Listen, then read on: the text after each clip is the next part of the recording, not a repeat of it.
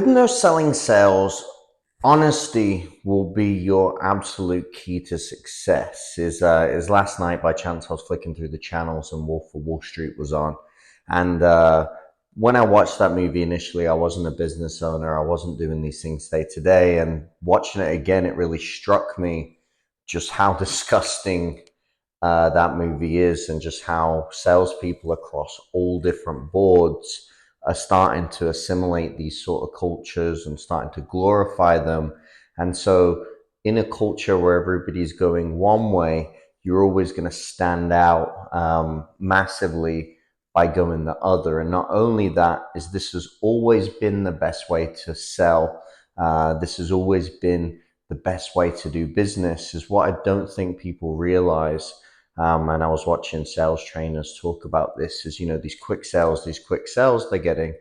But, and I've had this conversation with some agents that have had work for me, is they're getting a bunch of quick sales and or they'll be getting them in, but they don't really care how they're done. And they don't really care about laying the groundwork perfectly.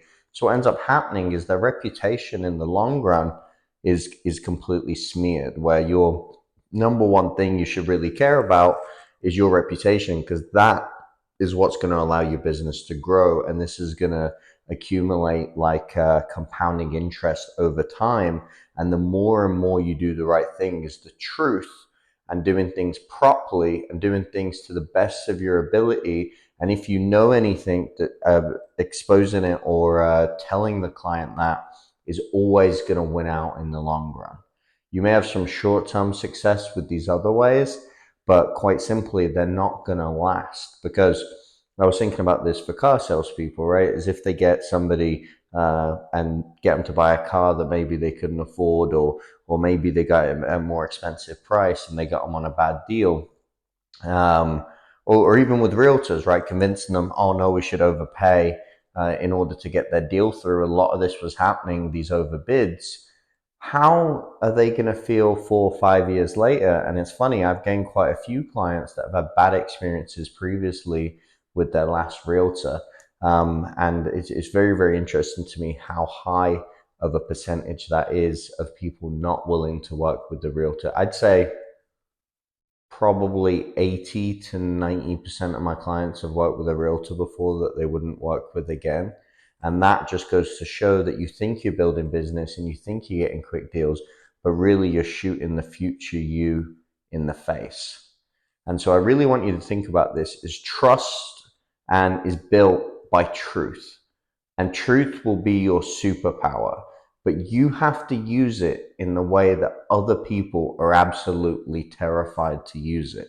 And you have to use it basically to lose it. You've got to use your truth to lose the deal. And I do this all the time. And I think when agents come work with me, this is the thing that, shocks them the most. And sometimes I genuinely don't know why. And I'll give an example. Is I had a new build client. They're about to purchase this new build home. True story. It sounds crazy, but they're about to purchase this new build home. And they had to put like a 20K deposit down. I didn't like the fact the deposit was so high. It was non-refundable. And I was like, you know what? Look, I just don't feel comfortable with this. I think it was like a 2% commission at the time. That wasn't why I didn't feel comfortable. It's like a $700,000 house. So it's like 10, 12 grand, right? That I've lost just there with that saying, I just don't feel comfortable. And I remember talking to the wife, it was like 6 a.m. and I'm on the phone with her for about an hour and a half. And, and she goes, well, what is it? And I'm like, well, at this point, it's really just instinct. It's really just something in my gut that's saying, let's not go through with it. So anyway, they end up not going through with it. We're still looking for homes for months and months and months. And anyway, they end up finding the same home that they were going to purchase, but now it's dropped $70,000, right? So now it's $70,000 cheaper. And they're like, oh, this is excellent. We're so glad you convinced us not to buy this place, because now it's gone down in price. And then, which was a weird, like, karmic law that ended up happening, is now the sales commission was 5%. So they ended up buying this house. It jumped the sales commission. And I think from that moment on, it really, really proved the theory that I was trying to prove to myself: is if you do the right thing, it will come back around, right? This was 8, 9 months later, even though you may not see it, initially. It happens all the time. I'll talk to a client that's looking to move, and I'll be like, you know what, now's not the right time to move, or now's not the right time to buy for you. Is I find it extravagantly insane that every time you talk to a realtor, it's always the best time to buy, regardless of what's happening. And in some ways, I get where they're coming from. Is yes, it is always good to own a home. I just purchased a home in the middle of extremely high interest rates, quite simply because I needed a home because I'm having more kids. So it made sense for me. So it really depends on your current situation and what you need to do. But what I found is if you're willing to lose the sale and you let go of this tension and you're not worried about it and you're not scared and you're operating out of a place of care and not fear, you're able to really, really stand out from the other people in your industry. And the second is really, really interesting. I find every time I do this, just something changes within the deal is, look, do you really want to move at this point?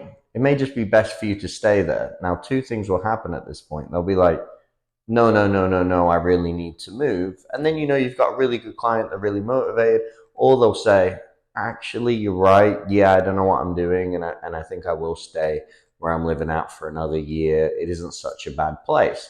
But I found by not being afraid to have that conversation and using the truth, look, market's high at the minute. It may not be the best time, right? They're immediately like, oh yeah, you know what is, maybe you're right. And people will probably call me crazy for saying this, but that's how I operate my business. And that's how all my clients know that I operate. So they know when they call me, I'll give them, really just the truth of the situation, what I think for them. Which, you know what, in all truthful, may not always be best. There may be times that I may be wrong, right? But I'm going to always do it to the best of my ability. And I let people know that with all of the knowledge and experience I have from the industry.